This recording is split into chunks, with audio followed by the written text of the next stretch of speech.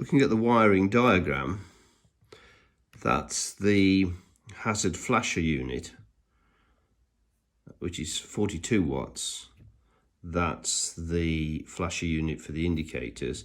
Both of these are in that little cubby by your right knee on the driver's side in a UK car. That is fed by a brown wire through this inline fuse, and that itself is fed by a brown wire back to the starter solenoid. So that's the fuse I'm looking for, which is also in that cubby with the two flashers. The flasher units are located in this cubby hole. Yeah. I know that because I've seen them before.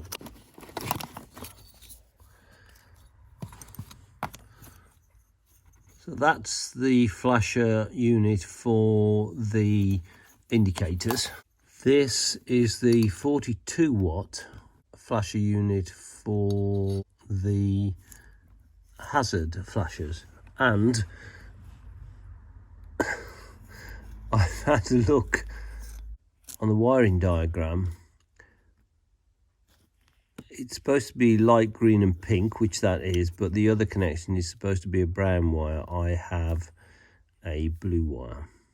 So the blue wire is just connected into the purple wire with one of those Scotch connections, so that is just wrong. The purple wire is supposed to be for accessories fed directly from the battery via the fuse. And that relates to, looking at the circuit diagram, door lights, interior lights, a number of items. I've disconnected that Scotch connector and I'll just tape up that open wound in the wire. Out of interest, while I'm in here, when a bullet connector is connected like that so that it's out of the female part, it's not properly home, so you need to get something.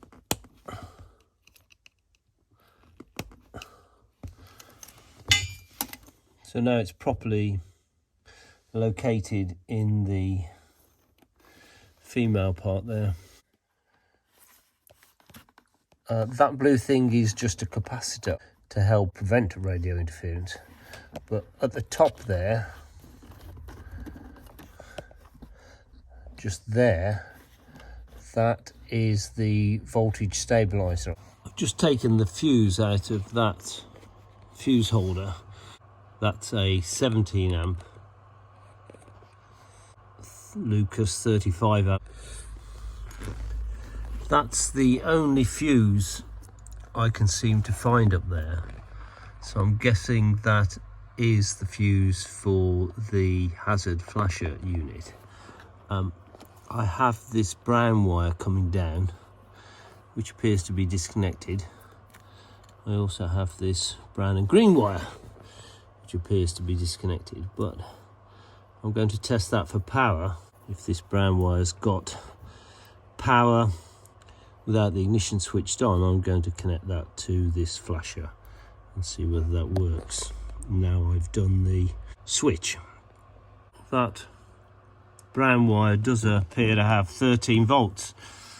So I'm going to remove this stupid blue wire and try connecting up the brown wire, the correct wire, to that flasher. I've tried connecting this brown wire, and when I do, various stuff happens, but not the flashers. I've got my dash lights flashing,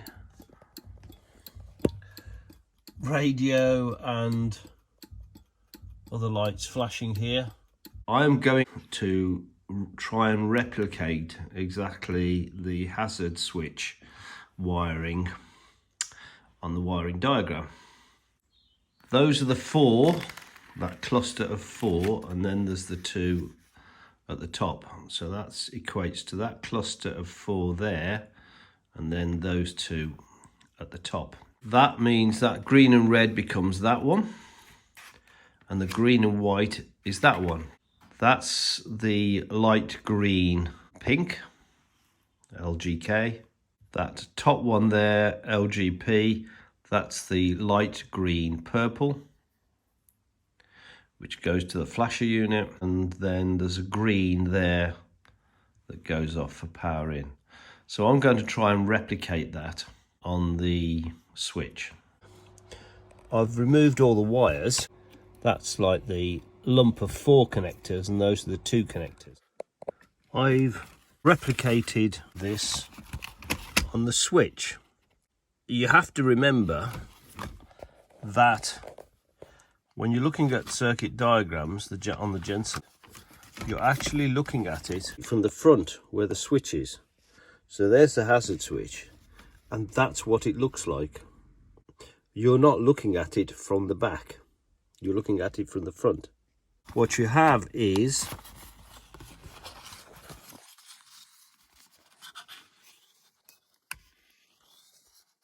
red green, or green red rather,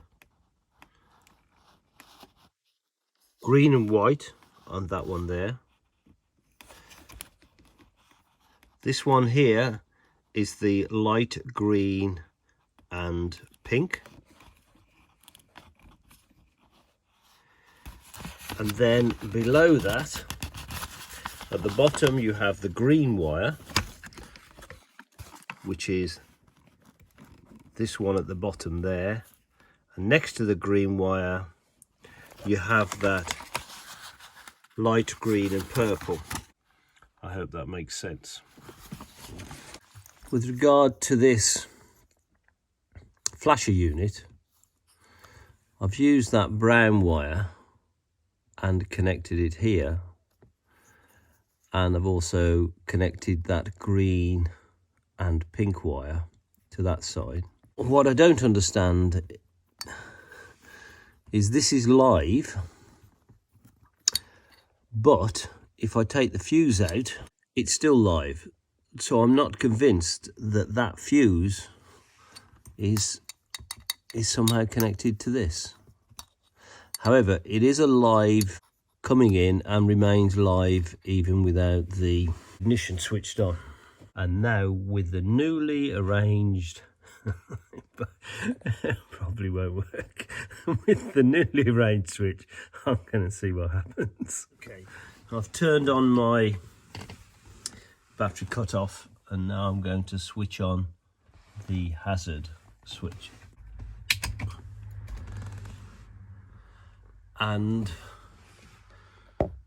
I've got one flashing.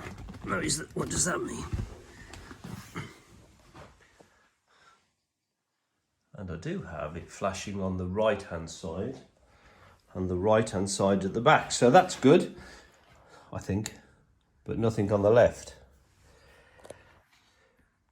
Green and red wire goes to the left hand side, and the green and white goes to the right. So the green and white wire is working.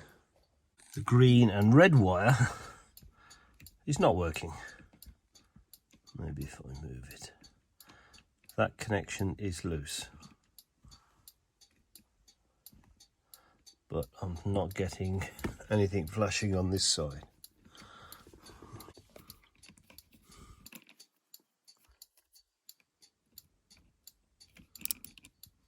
Oh, okay, now that's magic.